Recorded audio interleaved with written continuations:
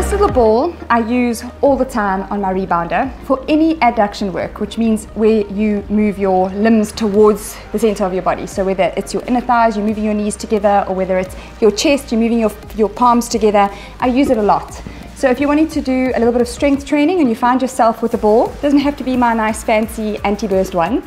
If you have a little beach ball or some kind of ball that your kiddies play with, you could also use one of those lying around at home. So let's just go through a couple of moves. Okay, so ball between the knees, edge of a couch, chair, ottoman, whatever you've got, standing up and down. But the whole time, your inner thighs are engaged, so they are squeezing that ball. Okay, so that's the one move. Then small little pulses up and down, like that, really digging the heels in, lifting your toes in your shoes, sticking out your butt, but keeping your chest and your shoulders back. Then holding it there, but squeezing the ball in and out. And then you can do big ones, like full movements, small pulsy, fast movements, down, halfway back, like that.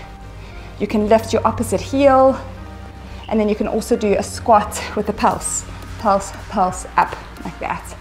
So it's really good for working your inner thighs. It's also good as a bit of a distraction. If you don't have dumbbells and you just want to do like a side lunge or a squat press, it's just nice to have something in your hands. And if you are squeezing your palms together the whole time, you are working your bicep, shoulder and chest. So it's a bit of an added bonus, okay. Right, chest from here, soft knees, abs tight, squeeze, exhale as you squeeze. I can really feel this in my chest, so you've got to make that mind-body connection, hard as you can.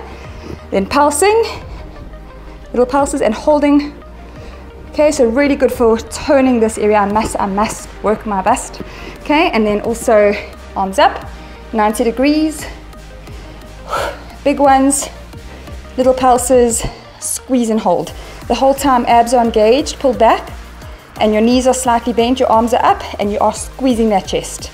Okay, so that's a really good one for chest. Now you can move on to the abs using this little guy. If you don't have one of those big balls, but you have one of these, you're a knuck. So lying flat, place the ball in the hollow of the back. Okay, not too far. You're not going to stretch all the way. Just a small pre-stretch. The abs, exhale. Small pre-stretch. And then to the side. Opposite side. Like that. Good. Okay. Holding in a little sort of bridge. Pilates move this. Holding there. You can take the ball underneath your legs, under the other way, just holding it there. Ball between the knees, squeezing, so you are using your adductors at the same time. Extend out, so double crunch. Keeping your low back flat when your legs are extended, otherwise keep your legs slightly bent, but don't arch your back off the floor.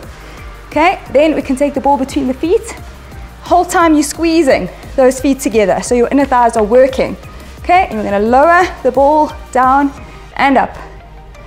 Okay, if you can't do straight leg, you can bend your legs like that. Out and up, out and up.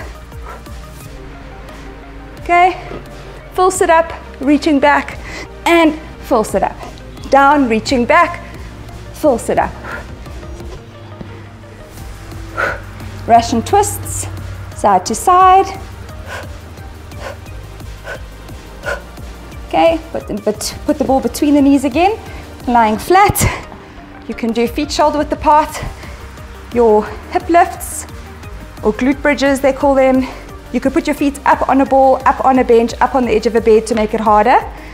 Okay, up, in and out, hold, pulse double time. One leg, this makes it really tough, just keep those thighs parallel. One leg mustn't be above the other, thighs parallel. Knees together, and then you change legs. Keeping your knees parallel, hips up, squeeze your bum, squeeze your glutes. It's a very effective exercise for that. Okay, so those are just a few moves that you can do with this tiny little ball. If you have an exercise one, great. There's less chance that it may pop, but you're not far off the ground. So if it does pop, you're not going to go far. You're not going to land, you know, like on your head or something. but you could use a little beach ball that's used for the kids. Most of us have this little ball in our homes. So use it for your inner thighs, use it for your hamstrings, use it for squats, use it for chest.